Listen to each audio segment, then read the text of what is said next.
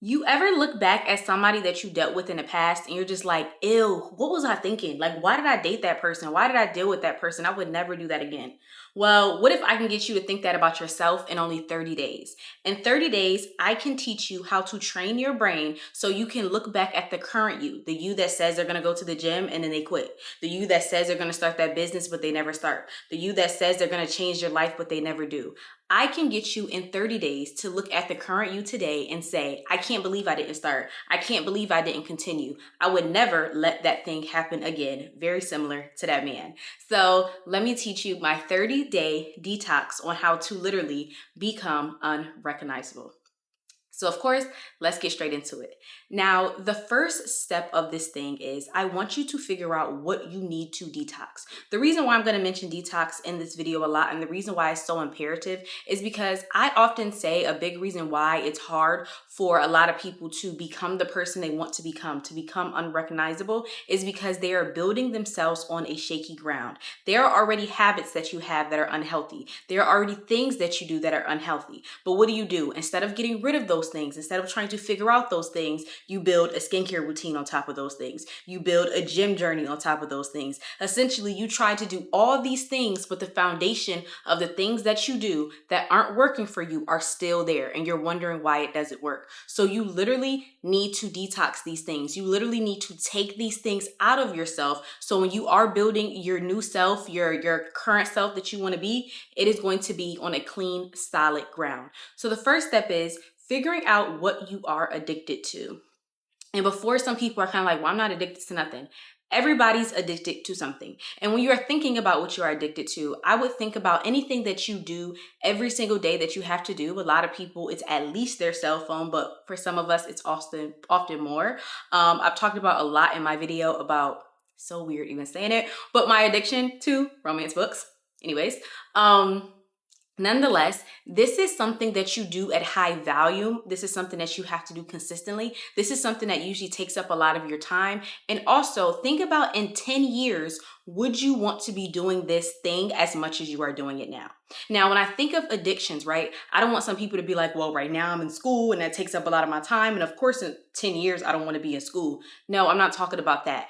I'm talking about those things that you know that you do in life that take you away from your goals. Those things that you know that you do in life that consume a lot of your energy, the things that you know that you do in life that you do excessively, and the things that some people don't want to admit they're addicted, but when is the last time you went 2-3 days without doing that thing? That's the first step. So the first step I want you to figure out is, what are you currently addicted to? And I know a lot of people don't like that word, but that's the one that we're using because that's the one I think that would be synonymous for a lot of people. So what is your addiction? That's the first step to figure out. Now, the reason why this is so imperative to figure out what your addiction is, and I'm going to explain this, is because in our brains, we kind of have triggers for things, like why we do things and we don't do things. And we're going to think about it like this, as being a pain and comfortability. When you are addicted to something, your brain becomes addicted to comfortability. That thing releases dopamine in your brain, the happy chemical, the chemical that tells it, oh my gosh, I want to keep doing that thing. And the problem is, let's think about it like a seesaw, right? If you're constantly doing something for hours on end, if you're doing something that's taking up so much time and so much energy for you, and especially if it's not pushing you towards your goals or the person that you want to be, you are going to be uneven. So your comfortability, is going to be the one that you're sitting down on. Think about it like that on a seesaw. It is going to be something that is all the way down, and then what's all the way up then? That means your pain point is going to be all the way up. And I've said this before in many videos, but the brain cannot distinguish a lot of times physical pain from mental pain. So what happens when your pain is already up? Your brain is going to perceive things as being painful that just are normal life things. That's why if you're addicted to something such as your cell phone, it can be a drug, it can be, for me, it was certain kind of books, something that you're addicted to, right? It is going to be harder for you to do things that are considered hard because your brain is going to see it as being painful. It's going to be heightened. Think about it like this, right? Let's say if you burned yourself before, especially ladies, we curl our hair, straighten our hair, we burned ourselves. Or if you cook, you burned yourself with some grease or something like that. That area that you burn yourself on, previous to burning yourself, let's say it was your arm, you can touch your arm.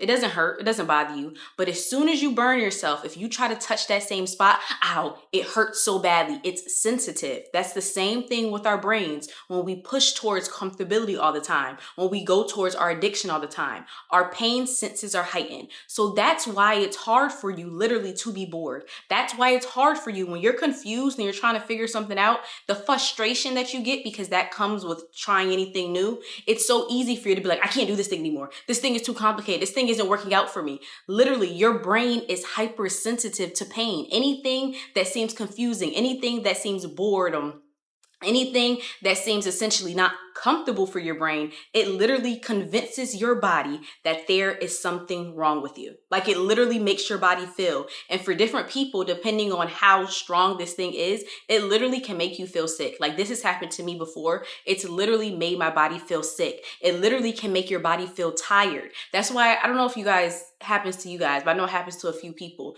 It feels like on the mornings when I have to go to the gym, my body is extra tired. Like on the mornings where I just have to go to work, I can get up, I can whatever. But on the mornings I say I'm going to the gym, my body's extra tired. Why? Because my body's like, this is painful. This is something that I don't want to do. This is something that we're not used to doing. And even with content, right? I notice once I start getting addicted to like reading romance books for hours and finishing 4 or 5 books a week and all this other stuff, it was harder for me to make content. And I made the excuse of, oh, well, it's because for a year, I've been posting 3+ videos a week. Like I've been posting so many videos and I'm probably exhausted and I'm probably, I can't think of ideas. And I really thought that's what it was because that's what my brain convinced me. The whole time, that thing wasn't as comfortable as reading romance books. So my brain was like, the thing that you once were okay with doing, this thing is now painful because this thing takes time for you to organize the content. This thing takes sometimes boredom, because sometimes I honestly have to read books for content that I'm not really that fond of,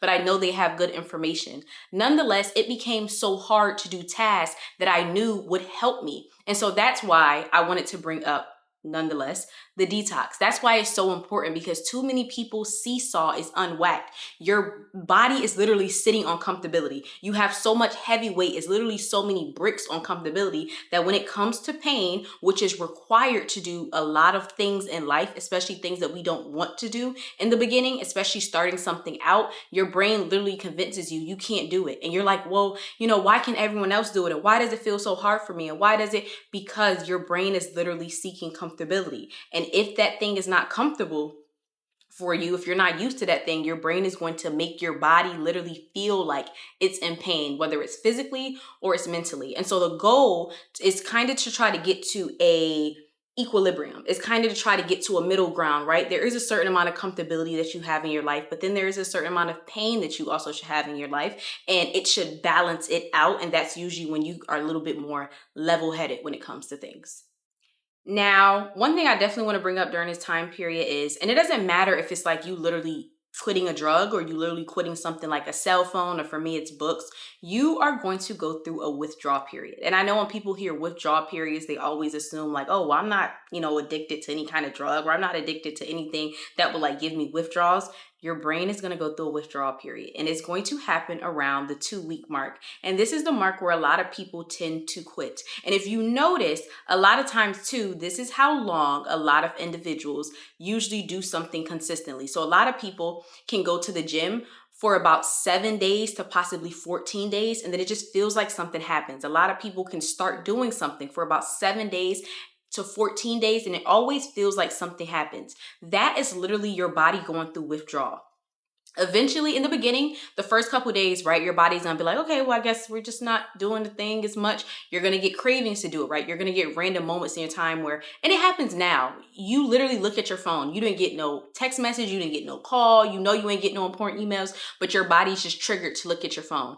That's how your body's gonna feel in the beginning. It's gonna be like, oh, okay, well, we just need to look at our phone, or oh, we just need to smoke, or oh, we just need to, and then after a couple days, it's going to be like, okay, wait, we're not doing this thing. It's going to be a little bit confused. Around the 14-day mark, for some people, depending on how often you do this thing, it's going to come between 7 to 14 days. Your body is literally going to feel like it is dying. Your body is literally going to start doing a lot of things to you. I'm going to be honest with you, that is going to make you feel as though you have to go back to this thing. Or not even necessarily you have to go back to this thing, because I don't think a lot of people notice that they have addictions, so they don't know that's why you're dealing with this thing. So a lot of times your body's going to start feeling tired, right? Your body is going to start feeling, like I said, going back to feeling like you're sick. Your body is literally going to start making you feel more irritable. You might notice that you're starting to get more angry around certain times, and certain things are bothering you more because your body's like, where is it? Where's the phone? Where is it? Where's the book? Where is it? Where is the smoke? Where is the, like, the things that you do, you're, after a certain amount of time, your body's going to be like, wait, we weren't playing a game. Wait, this wasn't a joke. Wait, this wasn't. And it's going to literally start going through a withdrawal period. I want everyone to understand this because I want you to be aware of this, and I want you to understand this is going to be something you're going to have to fight through. And I know some people watching it are going to be like, girl, it's not that serious. Like, I'm just getting rid of my phone. Girl, it's not that serious. You have to understand your body is literally addicted to this thing. Your body is used to doing this thing. Your body is going to feel like it's under attack. Like, it's going to start making you do things. It's going to start making you possibly even feel depressed. It's going to start making you possibly even feel sad, because what does it want you to do? It wants you to go back to that comfortability. It's going to start making you feel pain. And so what is going to happen? You're going to be sitting down. Let's think about the seesaw on the pain meter. So then your body's going to make you go up in comfortability. Now you're going to crave comfortability so much. And then you're going to crave it in any little thing that you can find. And so that's one thing I want to tell a lot of people. You are going to go through a withdrawal period, but you are going to be okay. And then once you get to around the 30-day mark, essentially 28, 30 days, that's when your body kind of detoxes from this thing. It's kind of just like, okay, well, I guess we don't have this thing anymore. But I want you just to be aware of that. Now, going into that, right, things that I want you to be aware of during this detox period to help you no longer use these things is that I want you to not have any cues with these things. So cues can be people, places, or things that may remind you of this thing. If you know that your friends partake in drinking and you're like, I drink every single day, I need to stop, don't be around those people who drink. Like, I don't want you to have this mindset of feeling like, oh, well, I'm going to just, stick it out, and I'm going to just, it's going to be okay. I'm going to get through it. No, you don't force yourself to do that thing. People, especially once you get around the 14-day mark, your body's going to crave to do it so much. It's going to give you so many reasons why to do this thing. Another thing I want you to be aware of, and this is something that actually comes from AA, Alcoholics Anonymous, and this is something that they often tell their members, is to try not to be in HALT. HALT is hungry, angry, lonely, or tired. Try not to be in HALT. Try not to be hungry. It is going to make you, what they say in the Snickers commercial, you're not yourself when you're hungry. It's going to make you do things that you don't currently know you shouldn't do, but you're going to be more susceptible to doing it. Even I noticed that myself. I noticed that I bite my nails more when I'm hungry. And I always thought it was just like a Shamaya, like, why? Like, it's not that serious. Like, come on. Like, you don't think your nails is really not going to feed you. But I didn't notice. It just so happens that I bite my nails when I have anxiety, and hunger gives me a similar pain. And that's why I bite my nails. Another thing, angry. Like I said, your emotions are going to be heightened. Now that you're already aware of that, try to wusa. Try to abstain from being around individuals that you know annoy you. Try to not be angry. When you are angry, you are more likely to make bad decisions because you're more likely to convince yourself it's okay you did that bad thing because you were angry. It's okay that I picked up that book because I was angry and I needed something to wusa. It's okay that I got that drink. It's okay that I picked up my phone. I needed something to decompress. It's going to make you crave comfortability even more. Lonely. Now during this time period, I know for a lot of people, there's this thing of being like, okay, but a lot of people that I'm around do this thing. Or I feel like when I'm around my friends, like they're always on their phone. So of course I'll be on my phone, or they're always drinking, or they're always doing this thing. Lonely doesn't necessarily mean that you have to be around people specifically that you are friends with. To help with loneliness, go to, obviously not me, y'all know what I'm going through, but go to Barnes & Nobles, get a book. It doesn't have to be, I always say it doesn't have to be a self-growth book. It could be romance book. Hey, everybody's not like me. It could be a thriller book, psychology book, whatever the case may be. They have chairs in there. Sit down and read. You can book a yoga class with people. When I talk about being lonely, it means just being around people. Like, certain people don't understand you being isolated by yourself. A lot of people try to push isolation. But during this time period, you need to detox from the things that aren't serving you.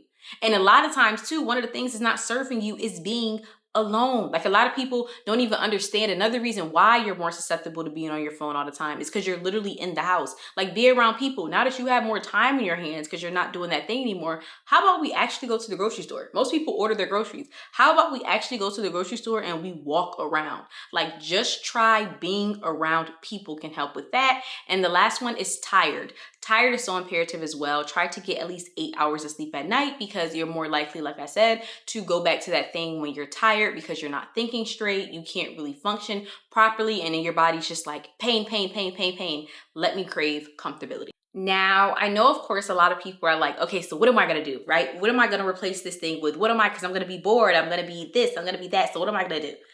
Nothing.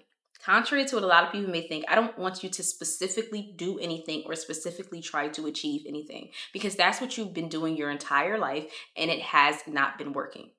I don't think people understand how much of a replacement culture that we have. If that job is not working out for you, you replace it with another job. If that relationship is not working out for you, you replace it with another man. If that skincare routine is not working out for you, you replace it with another one. The problem that people don't see is there's a middle step. We think we just go over the bridge. No, there's things under the bridge. We have to construct that bridge. And the construction of the bridge starts with us. It starts with us figuring out why.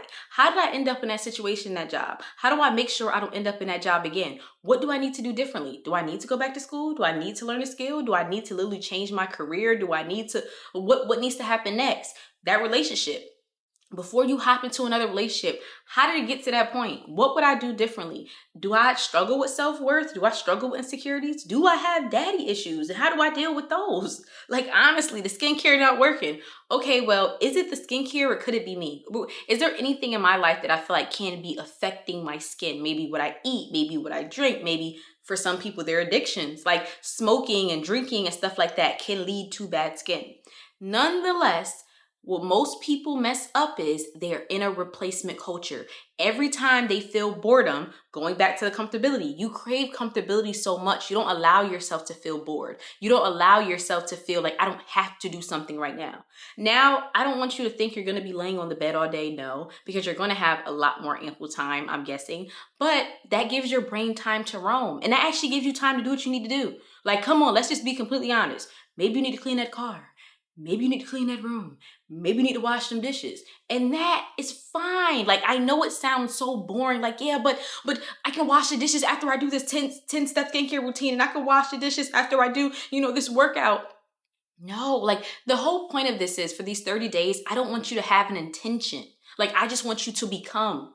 You get what I'm saying? Like, I don't want you to try to curate something. After these 30 days, my body's going to look like this. I might get it. I think I am big on goals, right? I say that in a lot of my videos about creating your dream life. You have to have goals, specific goals. But I think in this 30 days, I want you to strip. I want you to get rid of. I want you to literally not have the idea that you have to become anything else but yourself.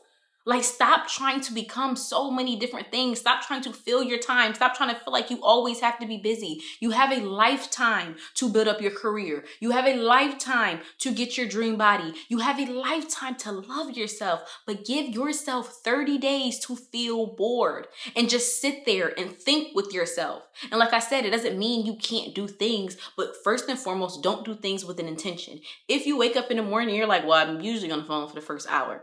All right, I guess I'm gonna just do this 10-minute workout. That's fine. Or I guess I'm gonna just go to the gym. That's fine. But what I don't want you to do is be like, okay, so I'm going to the gym Monday, Wednesday, Friday. No.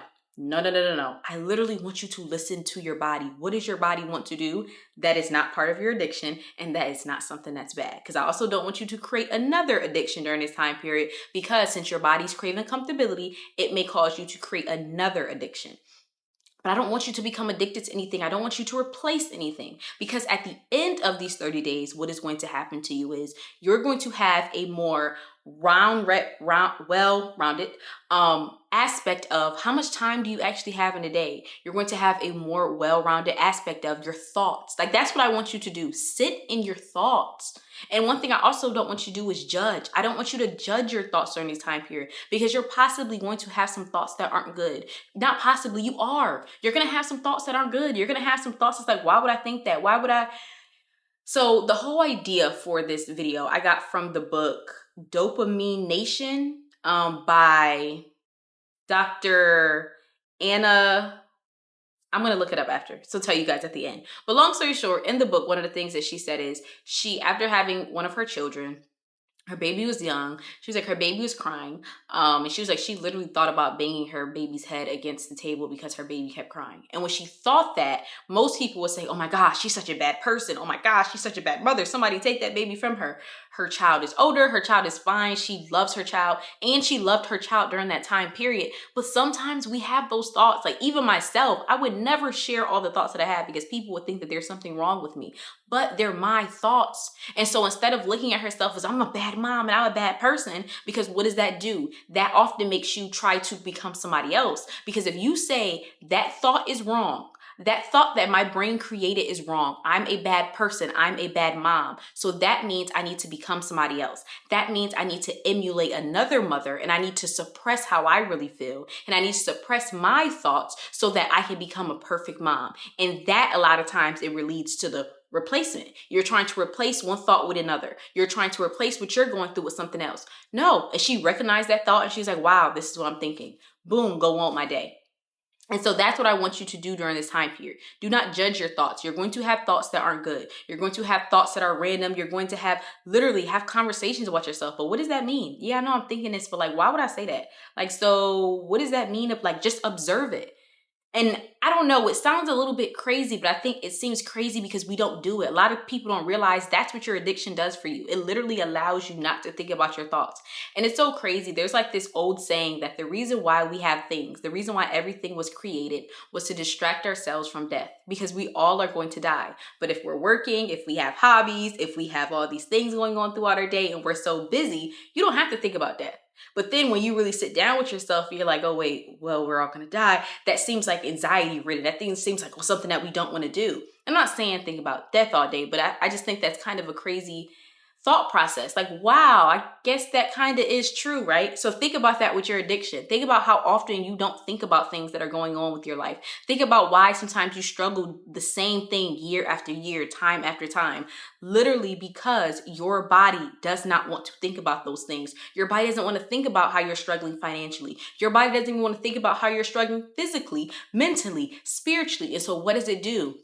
It replaces it with this addiction. It makes you crave comfortability. It makes you crave doing all the easy things so that when it is time for you to do these hard things, your body literally makes you feel like, I can't do it. There's something wrong with me. There must be something going on. No, you just need to do a detox and you literally just need to be there with your thoughts. Now, the next thing I want you to realize is the fact that you have this addiction means you're probably going to be predispositioned to this addiction for most of your life, if not all your life.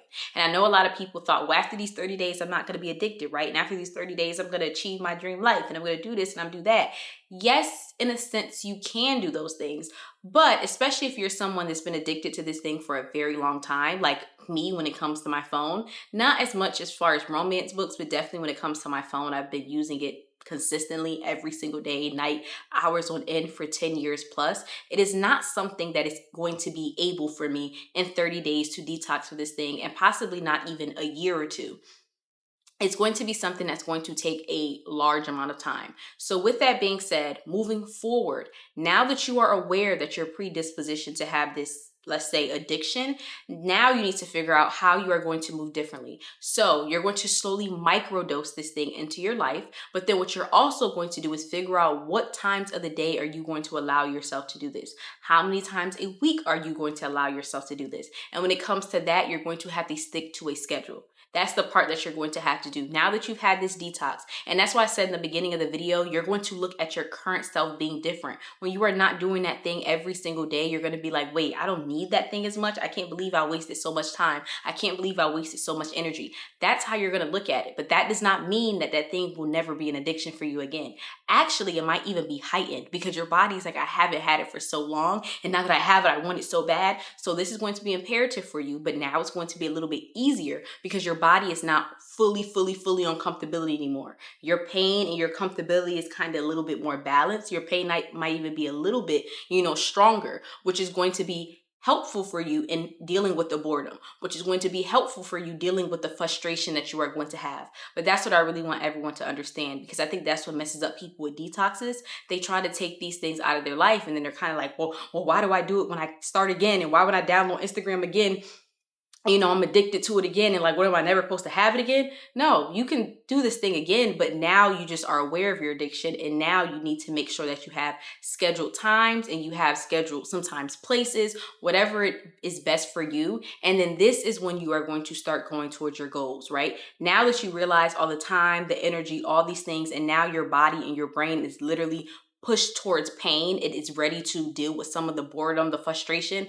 That is when we're going to break down our goals. And I have a lot of videos dealing with goals, so I would recommend to check out those on my page as well. But all in all, that's how you're going to be unrecognizable. That's how you're going to look at yourself differently. It's literally making your body even out this seesaw of pain and comfortability, and allowing your body to experience what it feels like to be you, without thinking about other people's perceptions, without thinking about other things, without having something that is literally sucking the life and the energy out of you. You're going to figure out how to be unrecognizably you. So thank you guys so much for watching this video. I am starting a podcast. So I kind of already did have a podcast, but long story short, what I'm going to start doing is just uploading this content on my podcast as well. So definitely go below to check out my podcast. Go below to follow me on TikTok. I promise y'all I'm going to post soon. And also go below to follow my newsletter. So thank y'all so much and have a great one, and can't wait to see y'all in 30 days.